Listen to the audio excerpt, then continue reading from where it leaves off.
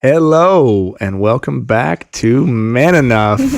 I'm Justin Baldoni here with the incredible Liz Plank, Jamie Heath, and the one and only, my dear friend, Mr. Jay Shetty. Dude, we're finally doing this. We're doing it. Thank you for having me, guys. Have you ever been on a podcast before? I've never been on a podcast with three co-hosts before. So this is not your So this first is special. podcast. This is very special. I just wanted this to be your first podcast ever, but He's never been on any podcast. This is the first time I've been on a podcast which has such a beautiful, clear purpose to help people redefine who they want to be in the world. And so it is the first time.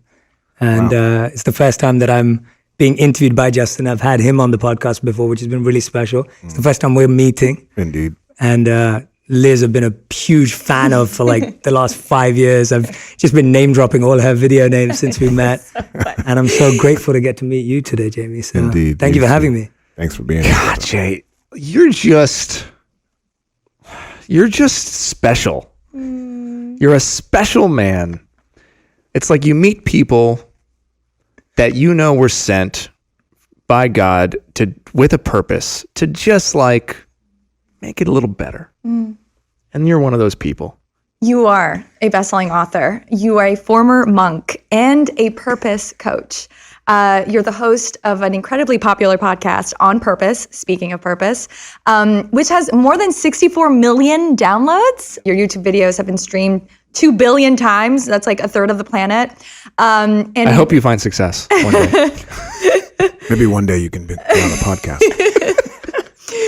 when You guys. you finished your studies, you turned down jobs in the business world to go live in India and become a full-time monk. That inspired your book, Think Like a Monk. It came out in September 2020 during this pandemic, and I know you've talked about it so much. Hopefully we will get to talk about it and so many more other things.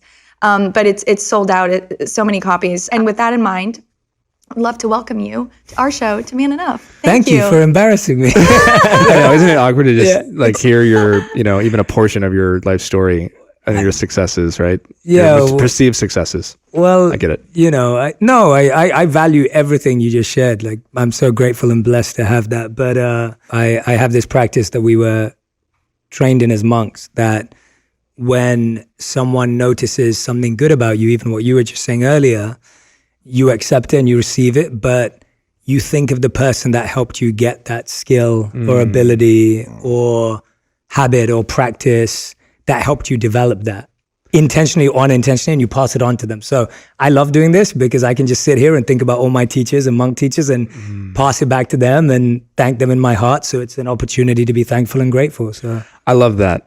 You've been on the podcast for 35 seconds and you've already dropped something that's helpful to me, because I have a hard time accepting compliments. I just have a hard time with it. And I love that I can accept it and thank somebody. I can do that. yeah, it's simple. I can do that because I stand on the shoulder of giants, right? I appreciate that. All right. All right. Thank you. And I Okay. noticed too, before I hope you don't mind me pointing this out, before we started, I saw you, I looked over you and your eyes were closed and you just took like 30, 50, 60 seconds. Is that something that you learned during your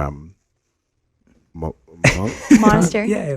What? Monastery? During your time in During monastery? your time being a monk. Yeah, it was the idea of using any opportunity before you begin something, you're setting your intention for service. So before you begin anything in the day, whether it's eating or even sleeping or spending time with someone, we literally are serving humanity through Justin and all of you and the incredible work that Man Enough does. So to just set your intention and be like, okay, let me get out of my own way. Let me be a channel. Let me serve. Let me, not. So it's not really a prayer. It's a prayer. You could call it a prayer. Absolutely. Yeah, you could call it a prayer. But the clear thing is you're setting your intention for to be of service. service. Sweet. Yeah, so a prayer to be of service. Absolutely. So I'd like to start by asking you, when was a time where you just didn't feel like you were man enough? I'd probably say my whole life. Like it feels like such a real thing, because when I was growing up as a young boy, I was overweight and I was one of the few ethnic minorities in my area. And so I was bullied at primary school, and I'd always be picked on or the mick taken out of, whether it was racism or whether it was about my weight or body image and all of those kind of issues. And I actually didn't take it that personally, because I'd go home and my mom loved me a lot. Oh. And so I feel like I was literally raised by my mom. And that's one of the reasons why I never felt man enough, because my mother was the most involved parent. My dad was very much aloof, let me make my decisions, failures, choices. But my mother was always there. My mother taught me how to shave my face. She taught me my skincare routine. She taught, like, my mother was like the first person to teach me a lot of what people's dads usually teach them. And that wasn't because my dad was a bad father. It's just that was his style. And we have a great friendship now. But with my mom, she was the one involved. So I never felt man enough because I didn't have a man teaching me man things, or however you want to put it. I was always surrounded by my mother, my sister, and powerful women in my life.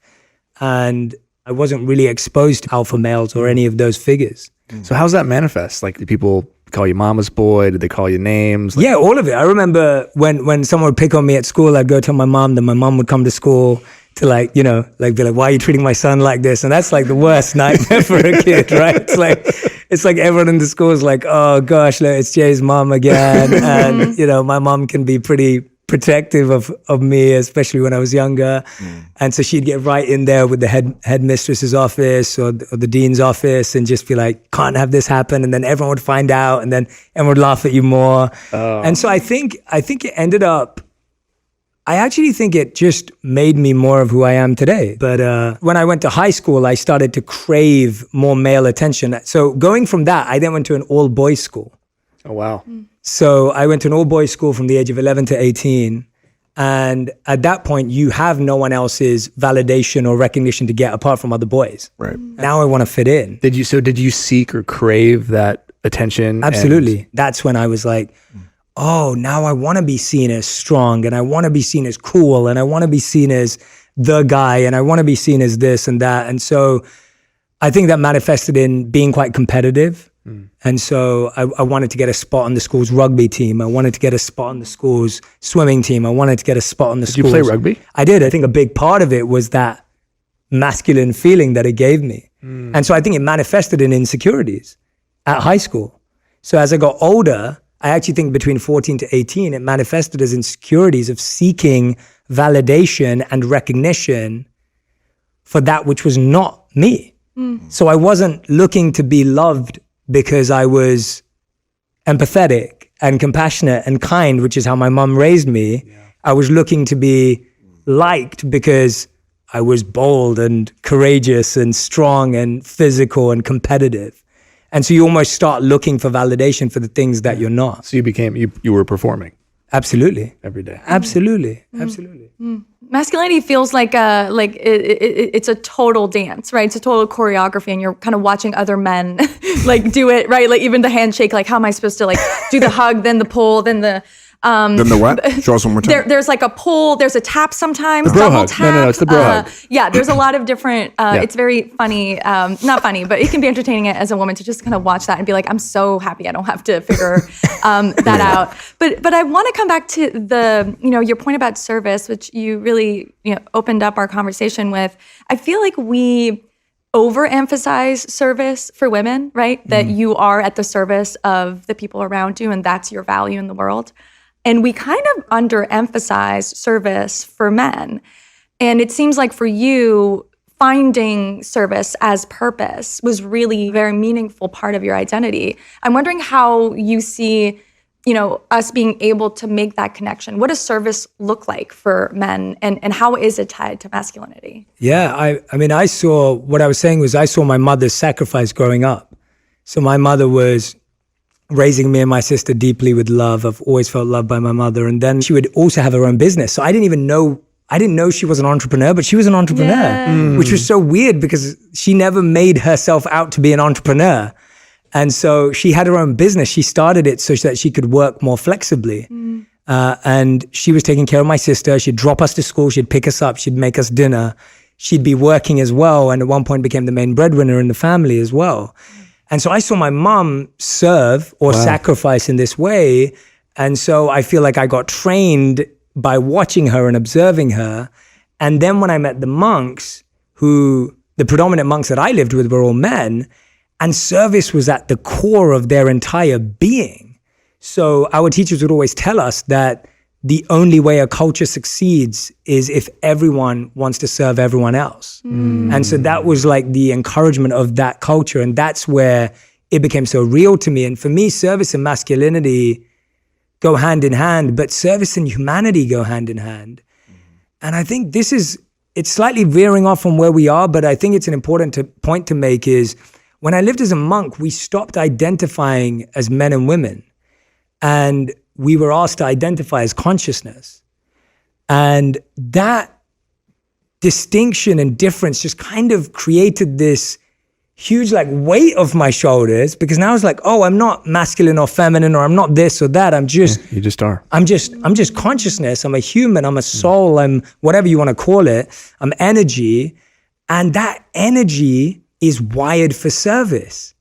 And so the energy inside each of us at this table is wired for service. So the way it connects is that we've been designed to serve, but unfortunately, and I've heard that a lot from women, is that often it turns into being a martyr or going to the point of self-sacrifice and self-sabotage because of how it's encouraged more. Right. And I was speaking at this event and a man came up to me, he was probably in his 40s.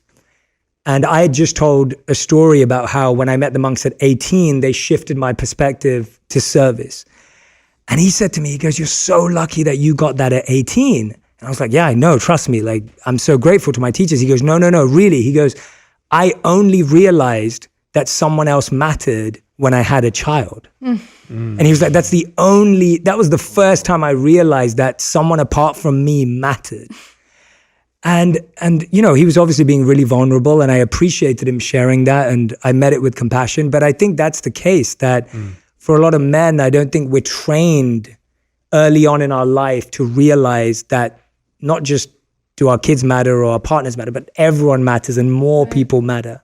Or you're rewarded if you don't, right? Yes. Like on the rugby team, you know, sort of the culture you're describing, where you get rewarded if you are individualistic, competitive, and, you know, have this kind of attitude. And again, for women, it's the opposite. We get heavily punished when we take on those characteristics. That's true. Yeah, but that ungendering is so interesting, right? That happened, and that surplus of energy that you felt is something that we could all access, right? If we weren't weighed down by these gender stereotypes. It's like the freedom, right? Yeah. So you're saying that you had sight, you had knowledge growing up by your mother, and you kind of held that to yourself.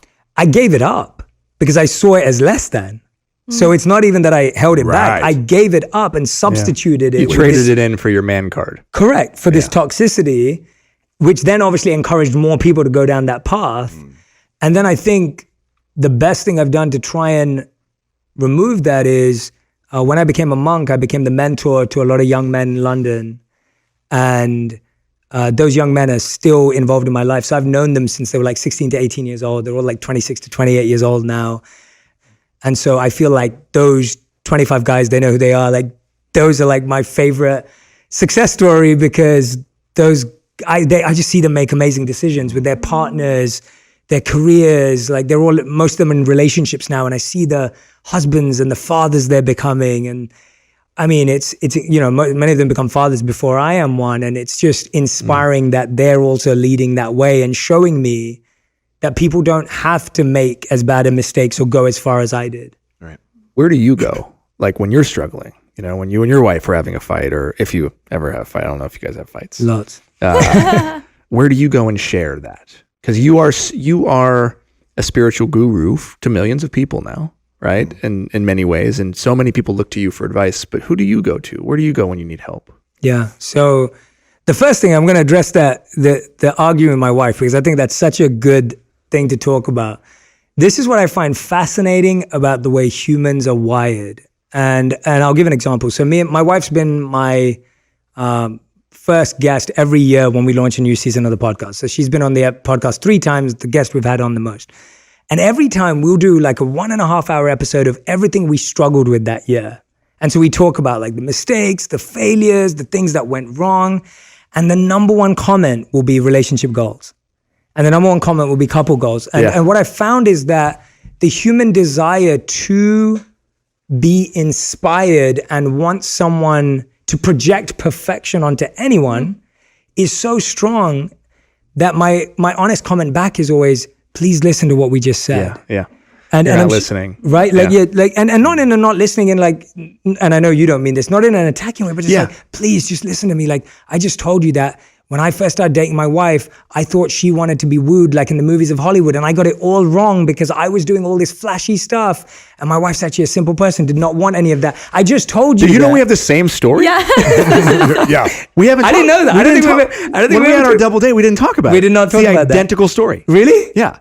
I love No, that. keep going. Please keep going. So my point's being like, if I've just told you that actually for the first 2 years of our marriage, 2 years of our relationship, we didn't understand each other. Don't just look at us and go like, oh yeah, you guys got green eyes and they match. And so you match. And like, there's just so much more to it. And I find that So reductive. as humans, we so want people to be perfect that we create a pedestal, even if someone's telling you the truth. And I think if we just sit and all listen to each other, then A, we won't be let down by people, and B, we won't put people on the pedestal. But who do I go to? So the first thing, I definitely turn to my texts. And I know we share this in common, but the Bhagavad Gita has been such a companion and guide in my life from so long, since I was 18, that I turn to it all the time. My monk teacher, who's now 70 years old, who you actually met when you Oh came my to my God, home. so sweet. Yeah, when he came to my home. So you've met him. And he's now 70 years old. He grew up in Chicago and hitchhiked to India at the age of 19. The story is insane. yeah, it's an insane story. And so when I'm struggling with something in a major way, when it's like a real like I feel like it's a tragedy at this point, then he's the person I go to, because he always helps me see the reality and see the truth. Again, there's monks in between that journey. So he's like kind of at the top of the order, but then there's other ones that are more like older brothers, and I can be more vulnerable with them. And I don't feel like. So you have monks on like On speed dial. phone a friend Yes. monks. And they're there to help you like just recalibrate, bring yourself to account. So for men who don't have monks on speed dial, what is your advice for them to do business in a more spiritual way? So spirituality and business is an interesting concept, because a lot of people today see it as an oxymoron or, mutually exclusive. And the truth is that spirituality is so powerful that it actually spreads across everything. And I know all of you understand that, but it's like, if spirituality is what we all say it is, then it has the purity and the power to spread across anything. And again, going back to our previous theme, the key element is this for service of humanity, for others, or is this in the service of myself? Now, that's a fine line. Yeah. And I've been on the wrong side of that line plenty of times. So there's plenty of times when I assess options and opportunities in front of me, and I realize I'm only taking that option because there's ego involved. I'm only taking that option because there's an opportunity, or there's a big payout, or there's a nice dollar sign next to it. And I'm only doing it for that. And I've said yes to stuff like that plenty of times to know that I'm not perfect. But the awareness is what I would encourage people to do, is having the ability to be like, here are the 3-4 options in my life right now. Let me write a word above them, which is the intention of why I'm choosing that. And if the word isn't love or service, it's not going to feel good after I finish it. And so that's what I would encourage people to do, as a reflection without needing anyone in their life or anyone around them. I love that. I love that there's this, I don't know the quote exactly, but one of the central figures in the Baha'i faith talks about Abdu'l-Baha, that when you are suffering and when you are going through something and you cannot find a way out, to immediately go be of service to another. Because when you are service to others, you find that your own pains and things just dissipate through that. So when you talked about earlier about being wired for service, Yes. so while I think that, also there are some people that are put into service to others, not to be of pure service because they're forced to be put there. Women are some. wives oftentimes, unless we do something different. I have these conversations with Liz all the time. The service that I've always seen with women in my life, my mother, grandmother, all of them, there was a lot of sexism going on as well. Not necessarily by my father.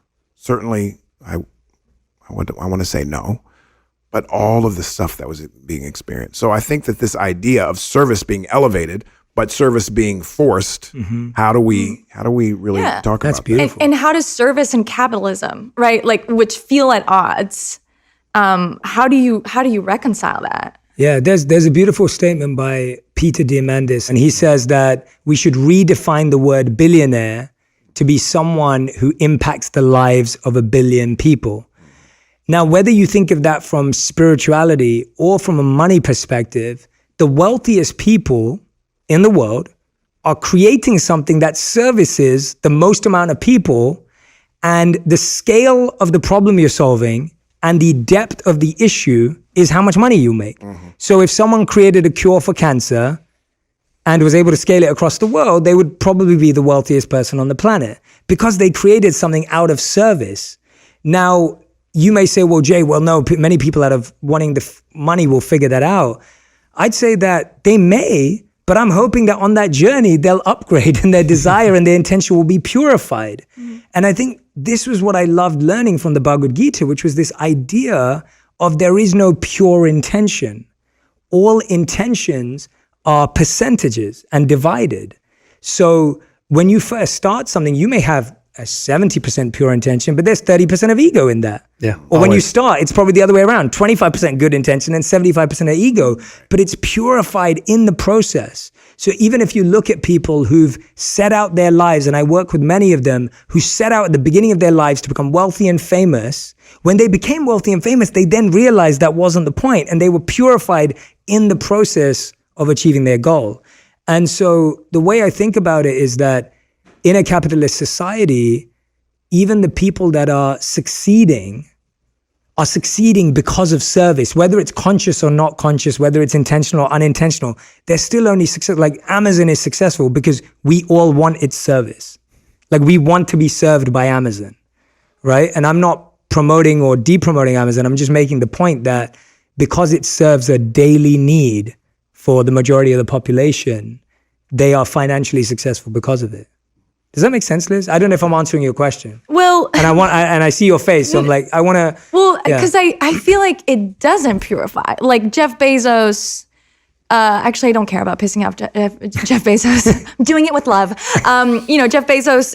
I don't have any evidence that he was purified by becoming a billionaire. Like he still has 28 bathrooms, but then he's preventing his workers from unionizing, right? So, I guess I'm still wondering how to reconcile those things. And we've talked about the intersection of masculinity and risk, about how, women are willing to take big risks when it comes to redistribution, when it comes to more taxation, when it comes to the environment. And it's actually men who, and particularly white men, that I'm just speaking the data. Hey, I'm sitting here. It's particularly white men because, the 10 most wealthiest people are white men. They have the most to lose. So I think about that all the time. I'm bringing this up because it's something that I grapple with. Yeah. Where I feel like my heart is in the right place, and 100% I've known when it's not, or when I've done something I'm like, this was not for the right reason. How do we reconcile those things? I think. And whether anyone's been purified or not, and where their journey of life goes, we'll find out, right? With everyone. I really believe that everyone's on this recurring journey of life, and it's all to get people to realize that service is the only goal. And we kind of have to keep having life experiences and failures and shortcomings and issues and everything going wrong to only remind you of that, and that being the only satisfying thing. The way you reconcile it is only through stillness and solitude. Like if you don't spend enough time alone every day and try to hear yourself and try to hear the words of your spiritual teachers, guides, texts, then you are only going to hear the noise from society outside, and that's what you'll end up following. Or if you're switching off the noise to listen to a podcast like this and all the other episodes that I've I've seen the guests you've had on and the types of conversations you're having on, you're all performing a service. And by the way, everyone who's listening is also serving by learning. So it's not only the giver that is serving, the receiver is also serving. I think the bigger challenge is also that we've just lacked examples of that. And so to me, it's like I would be traveling with one of our senior monk leaders. You know, this gentleman's 70 years old. I'm like, I don't know, 21 years old. And every day we'd wake up in the morning and he would bow down before me on the floor to honor the soul that's within my heart. And I would do the same back, but he would always beat me to it. And there was no one watching. There were no fanfare. There was no audience. There was no one to do it for. I wasn't Jay Shetty. Like, I was just a kid who's 21 years old. And that's how we were taught to behave with each other, with that much level of respect. Now, he would have done that with anyone in the room.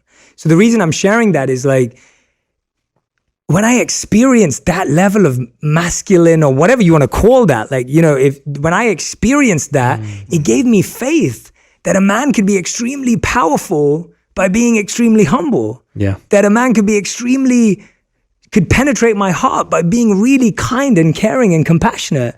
But if you've never experienced that, how are you to believe that that's possible? Yeah. I think the first step is to seek and find. Like, I think it's hard to tell anyone the formula for how to navigate that without them finding a purpose that is bigger than themselves. Yeah. Like, it's hard for anyone to navigate life.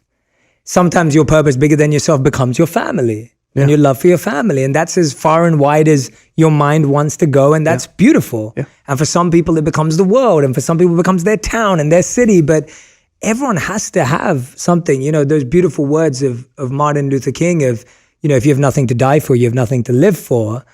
Like, that to me is the clear purpose of life, where we have to seek out what it is that we really care about and what we really believe in. And that can be your family. That's totally fine. Like, this doesn't have to be like I'm going to become an activist and change the world conversation. This is, I care about the quality of life my family has. But I think about quality based on the depth of their experience of life, not just what they have. And I'm going to live my life, or try and live my life in that way. And so to me, the first step is to seek mentors, coaches, guides, guidance. It has to be. It always is. I had the fortune of interviewing Walter Isaacson. He's famously known to write the biographies of the biggest icons of all time. So he wrote the official biography of Leonardo da Vinci, Einstein, Steve Jobs. Like, you know, just it's insane. And he worked at CNN and Time before that. And he wrote a new book about a lady named Jennifer Doudna, who is the founder of gene editing. Now, she's a female scientist who was told by her school teachers that women don't become scientists. Right? Like, women can't be scientists. She just won the Nobel Prize for her discovery. So amazing. And he just wrote a book about her life. It's called Codebreaker. The reason why I'm sharing all of that is that some girl's going to pick up that book, or guy, both, or anyone, or they are going to pick up that book, and they are going to find their role model in that book. We may not have a monk on speed dial, we may not have met a monk when you were 18, but you're going to find when you start searching and looking, and when you find that, you're going to read it, you're going to internalize it, and it's going to change how you think. And I just feel that encouraging people to find coaches, guides, and mentors is the best thing I can do, because there's no one we admire that doesn't have that. Whether they're an athlete, whether they're a singer, whether they're a musician, whether they're a videographer or editor, everyone's had mentors, guides, and coaches, but it's become so far removed from our lives today that everyone thinks they have to figure it out for themselves. And that's where the mess is created from. It sounds like an obvious point, but it's almost like we obviously haven't pushed it enough. Right. Because as a man, to take another person as your mentor also requires you to have humility. You've got to forgive yourself. You got to be compassionate to yourself. So the simple act of taking on a mentor actually does more for your masculinity than anything else. And also being a mentor. Yes. Right? You reach a place and you have your success, or you've achieved something, and then being of service to that person who's sending the elevator back down.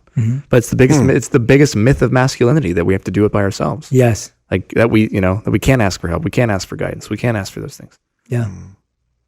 Yeah. I want to ask you something real quick, Jay, because I don't know how you do it. And social media. I want to talk about social media for a second. We talked about it a little bit when I joined your podcast, but we know what social media in many ways does to our brains. We get dopamine hits left and right, much more than, we ever have in human history. Like, dislike, followers, comments, all of which are contributing, I think, to a different kind of pandemic, which is like extremely low self-worth, seeking external validation, and everybody wanting to become the center of attention, an influencer, to have influence. And then you mix in like what's becoming trendy or popular or woke in culture. And then you have service, right? And these lines get very blurred. Like, I've struggled with like, do I post that? Do I not post that? Like, oh, that didn't get as many likes. And I still have those thoughts. And I just imagine 15-year-olds and 12-year-olds now that are getting social media and all of these things. And I remember watching this, like, I swear she was 8 years old. She was by herself in a CVS doing a TikTok holding the phone by herself. And I was really confused. And I looked at that and my heart broke just thinking about the performative aspect of what social media does. How have you stayed above water? How have you not been affected, or are you ever affected? And I guess that's my question is, are you also affected by if something doesn't have a lot of likes or if a podcast doesn't have a lot of downloads? Because you seem impermeable in that way. Like, you have the teachings, you're so rooted in the teachings and in your meditation and your practice that it's like you're not shaken by the outside world, but you are teaching people this wisdom, this ancient wisdom, but yet you're doing it from the swamp. How do you stay out of it? And do you struggle ever? You fall in and you fall in again. Have you fallen in? All the time. Social media was my last resort to try and share a message that I deeply believed the world needed. And so if I had it my way, I would never have taken to social media. I would have done it through one of these official channels that wouldn't give me a chance. And I think people don't think that. People think, oh yeah, you joined social media because you want to get a follow. It's like, I joined social media because I didn't know any other way to spread the message. So going back to mistakes on social media or failures, I've fallen into it so many times that I fall into on a daily basis. If your life revolves around serving through social media, you have to become phenomenal at social media strategy. You can't separate the two. You have to. The problem is when the strategy overtakes the sincerity. The problem is when the strategy overtakes the creativity or overshadows the creativity. The problem is when the strategy just becomes a game and now you're just living in this fake world you've created. And that's the problem. When you just look at the likes and you don't look at the comments, when you look at the views, but you don't look at the engagement. And when I say engagement, I mean the depth of it. What are people saying? How are they feeling? That's what humanizes it again for me. So that's what I'm holding on to, is the humanizing of it, of seeing like, how is this genuinely having a human impact, not a data impact? And I think that's where our mindset as strategists versus spiritualists goes, is as a strategist, you're meant to think data, but as a spiritualist, you're meant to think depth. And so you can't let data overshadow depth. And what I love about algorithms is that they always keep you humble. You will never beat the algorithm. It will always keep you humble. So if you're actually doing it for likes and love and hearts, you will give up. But if you're doing it because you just want to find what is going to connect with people, what is going to resonate, what is going to cut through, then that's something that will keep you humble in the process of it, because you'll never win. You've been able to separate how a video does or performs from your own self-worth. Oh, for sure. And I think that is really kind of the key in the question for when that TikTok or that Instagram video turns off, they're left with themselves. Yeah. And, one of the things you teach is being with yourself. But if they don't know how to be with themselves, so I guess this is an opportunity. I'm asking you to to talk to them if someone's listening right now who's struggling with that, because I have struggled with it, especially from a service perspective. Like, I'm here to be of service. Why am I making this about? Why do I care? Why should I care? I don't care. Do I care? I do care. Shit, I care too much. No, I didn't get, and it's like, should I post that? No, but this is my platform. I want to post whatever I want. I want to post a picture of the sunset but no one's going to like the picture of the sunset, Justin. So post something. I've had these conversations with myself, and the fact that I'm having them drive me crazy. And you just strike me as somebody who doesn't have them as much. And maybe that's because you have a sense of self. The practical answer is all the work goes in thinking about something up front. So when you set your intention when you're creating a piece of content. So my book's the biggest, deepest, most meaningful thing I put out in the world, in my opinion. And I spent a lot of time writing it, researching it. I remember, thinking man, you about were doing the it experience. every day. You were on a mission, 3-4 hours a day. You were literally, yeah. And I knew that I wanted science in it and I wanted monk research in it. And so I had monks researching. I had a scientific researcher. Like, it was a real team project to get it to be what I wanted it to be. And I put in all the work up front because my intention was, if you create something with the love, with the service, with the intention of that, then that's what people are going to feel. Whereas if I create it with the intention of going viral, or which you can't actually do, because viral by nature and by what it is means that you can't predict it. Like, people can do that. People decide that. With the book, if you're obsessed with X result, it ruins the process. Yeah. So for me, when I'm in the process, I really shut my windows and I close the doors, and I'm like, this process has to be as pure as possible, yeah. as possible. So it's not 100%, but it's as good as it can get. And when we look at, and when we talk about how do we share this with the world, let's also make the process really good. Are we sharing in the right places? Are we getting it right? And then when you share it, you know that you've done everything you possibly could to make it worthwhile. And if it doesn't work, you can take that because you've done everything. The problem is when you put something out with the desire of, it's going to do great. I know I masterminded this. It's perfect. And then it doesn't do well. Then it affects you.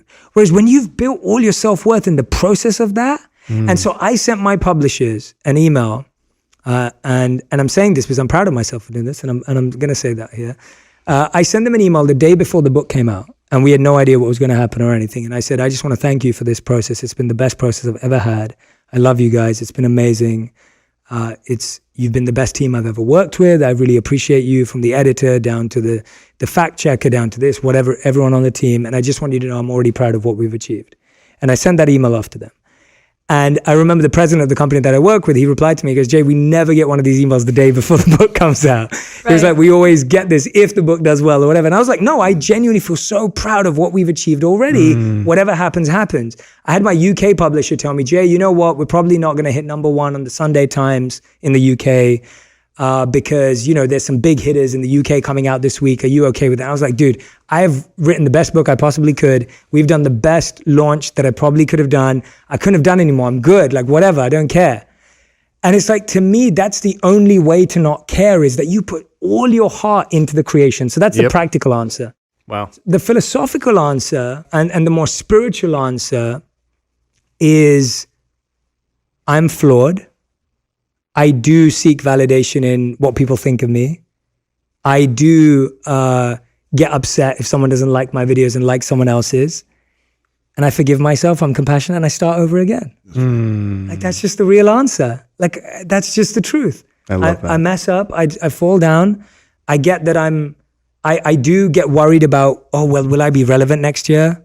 I do get worried about, like, will people care about me? I do get worried about, like, have I said anything good on this podcast right now? Like, is there anything that I've said that is actually even worth this podcast? I do think about that, like, every time. I think about that every time I record a solo episode of my podcast. And I think about that all the time. But what do? I allow myself to feel that. I allow myself to experience it. I forgive myself for judging myself. And then I start again. And I start every day as if it was new.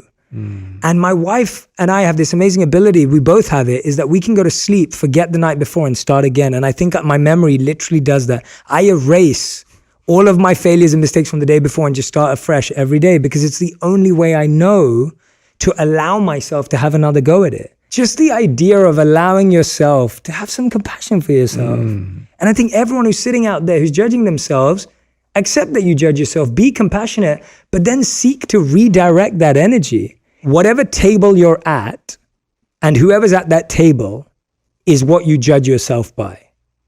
So when we heard that famous quote of you are the average of the 5 people you spend the most time with, actually what the truth is, your values become the average of the 5 people and their values. I love that. When we talked, you and I did like a pandemic check-in with like a man enough kind of check-in.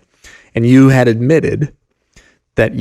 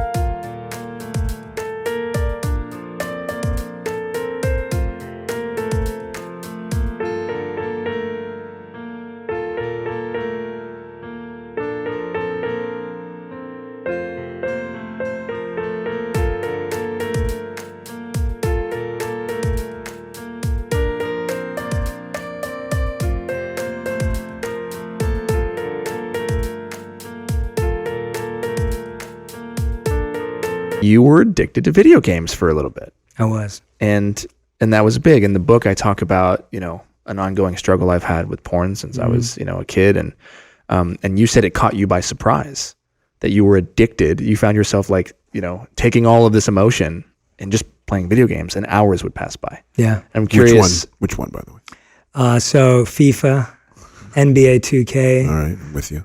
2K21 now I have. And Assassin's Creed, which is really messed up. Wait. A monk? Playing Assassin's Creed, yes, yes. Right. So I'm curious, how bad did it get, and what pulled you out, or is that still an ongoing thing that you're just struggling with a little bit, or is it Oh my gosh! So yeah, we just found out it was the pandemic. I realized we were going to be stuck indoors. I thought maybe this is going to last a month. That's what I thought, and I was like, all right, well, what am I going to do at this time? Like, a lot of things were getting canceled at the time and things like that. And we had my wife's friend staying with us, so they would always be spending time together and everything. So I was pretty much on my own. And instead of meditating more or reading more, I ordered a PlayStation, which, by the way, I hadn't played video games for 10 years. Like, I just hadn't. I hadn't watched TV properly, watched a series on TV. I'd watch movies. I love movies. I hadn't watched a TV show for 10 years. But I literally would sit there and play hours and hours of video games. And I think I didn't stop playing for it took 3 to 4 weeks before I realized that I'd been playing video games for 8 hours a day. 8 hours. Time was wasted. I thought I was dealing well with what was going on, but actually I was just using that as my escape to what was actually happening in the world. And I know it sounds stupid. It's video games, but it's not. It's terrible. No. I mean, when I would play Assassin's Creed, I would walk out there. My wife was just like, "You look like you've just exited a war. Are you okay?" She would literally look at me like our camera crew's laughing. They're like, "Oh, I feel that." she was literally like, "Are you she would see me come out of the room, I come out of the cave of she's like, "Are you okay? I don't think that game's good for you. I don't think that game's good for your energy." And it was 3 to 4 weeks in where I realized I was like, God, the world's suffering right now. I should be serving. I'm sitting here playing video games, but I have to allow myself and cut myself some slack that was my escape at the time. Yeah. I just hadn't slowed down and I hadn't stopped for the last 3 to 4 years. Yeah. I hadn't allowed myself to have any downtime because I was building and serving and creating. That was my outlet. You still realize that it starts to damage your relationships. My mom was like, "Why are you not calling?" I'm not calling my mom and I'm playing 8 hours of video games. Yeah. I'm not calling my sister and I'm playing 8 hours of video games. I'm not spending time with my wife. And it's kind of like anything that doesn't have moderation involved. Yeah, totally. Then is toxic, right? You drink too much water and then it's toxic. My therapist put it this way: if it's fine, it's acceptable behavior if you're doing it and afterwards you don't feel any shame. Yes, right. Yes. But if you feel bad or terrible and yet you do it again, then you should look at it. Well, there are bad things men can do that they don't feel shame about. Well, yeah, I'm that is for somebody who's by the time you get to therapy and you're actually working on that thing and Yeah. you're hey, you're trying to understand it. Right. By that point, it's okay, well, this is probably unhealthy for you if you're that reflective and you're already there. Yes. Right. The answer is yes. But yeah, it's interesting that it seems to be the women in your life that sort of pointed that out. Always. The women, like my mother, my sister, and from my wife, I've just learned I dedicate my book to her because she is more monk than I'll ever be. And that's so humbling. When we got married, I was like the guy who'd been a monk and meditating for all these years. And even some of my spiritual friends were like, oh, you can't marry her. She's new to spirituality, et cetera, et cetera. And my wife wakes up earlier than I do. She meditates for longer than I do. She's amazing. Like, she's far more spiritual than I'll ever be. And I love that because I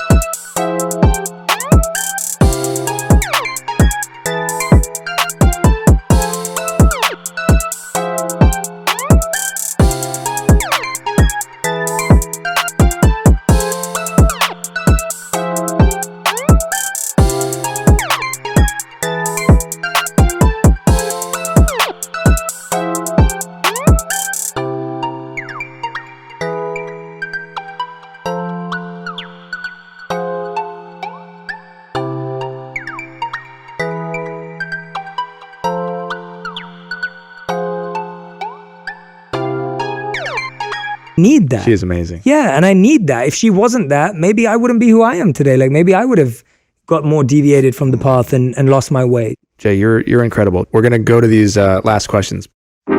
Welcome to this week's Man Enough Podcast Rapid Fire Questions. Liz, do you want to start? All right, Jay. These are rapid fire questions. You ready? When is the last time that you cried? It was probably when I was, it was probably this. Because I don't live in the same country as my mom anymore, and because of the pandemic, I don't get to see her as much anymore. I used to go back regularly. I feel like whenever I'm leaving London and my mom cries, I cry because it's my mom. Like, I love her. Like, she's done everything for me. And the thing about love is there's no way of repaying it. So you can only keep trying. And I think that that's the beauty of love, and also the hard part of love is that you can't repay real love. And I feel like I'm always in debt to my mom in a good way. And so, yeah, I'd say that. Tell me something that other people value that you don't. I'd say it's probably being understood. I'm okay with being misunderstood. Wow. I just think it's the reality. I just don't think you will ever be understood by everyone. And so it's okay. Like, I don't value being understood anymore. I love that. I used to love being understood. I want to take that as a superpower. Yeah. I'm going to add one. What are you afraid of? I'm afraid of not reaching my potential. I'm genuinely afraid of that. I do think about that. Like, I think about the future, and I'm like, I don't want to die having thought that I didn't try my best to do everything that I was meant to do. And my teacher told me something once which set the pedestal of potential much higher. And he asked me once, he said, well, what are you doing right now as an update? And so I was telling him, I was like, I'm doing this podcast and we're launching this book. And I was just sharing it out of love and gratitude to him. And he said to me, he goes, for all of these things that you're doing, I have no expectation, but I simply demand the purity of your heart. And I was just like, oh, that's a lot harder. and that's my biggest fear, that I don't live up to that, because I feel like I would have wasted all the love that he's given me over the years, and the amount of investment that these teachers have put into a random kid from London who is on his way to do all the stupid things that people do. And they've loved me through so much. And it upsets me to think that I mess it up. So, yeah. When was the last time you apologized to someone? Today, to my wife. We were doing a video together, and I was rushing to come here or somewhere else. And I had the worst energy, and she stopped me and she looked me in the face and she was like, are you okay? Like, what's up? Like, I can tell that you're just frustrated to be here, but you need to do this right now. And are you okay with that? And then I was like, all right, let's just do it. I don't like your energy right now. And then I went back to her and I gave her a hug and I was like, I'm really sorry. Like, I've had a lot on this past week and whatever. So yeah, that was for sharing that. literally And the final question: what does it mean to be man enough? Oh, I think, in my opinion, what it means to be man enough is to. There's a beautiful statement by Russell Barkley where he said that people who need the most love often ask for it in the most unloving ways. And I think what it means to be man enough is to be able to approach everyone with that love, recognizing that the pain they're causing you or anyone else is coming from a place of them being unloved at some point in their life. Well, Jay Shetty, you, my friend, are man enough. Thank you so much for being here with us, so brother. much. Thank you, Liz. Thanks Thank you so lovely much for having doing this in person Thank you. too, man. I love know this.